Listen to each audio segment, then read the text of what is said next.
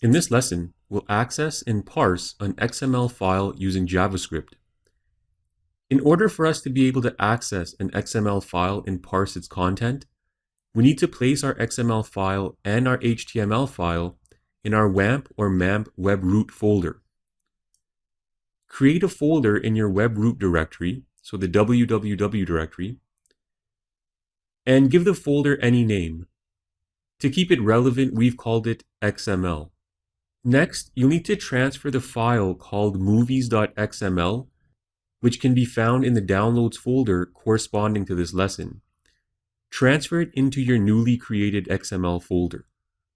The objective of this lesson will be to parse through the movies.xml file using JavaScript. This XML file contains data pertaining to 6 movies. You can see each item here. Each movie includes information about the title, the producer, year, and price of the movie. Each of these are stored in an element inside the movie root element.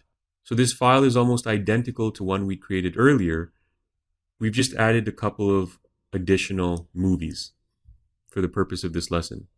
Once we've created a JavaScript file to parse through the XML file, we'll also create a function to output each movie title, producer, and price in a table as shown in this example. So here you can see all the movies that were in that XML file inside their own row.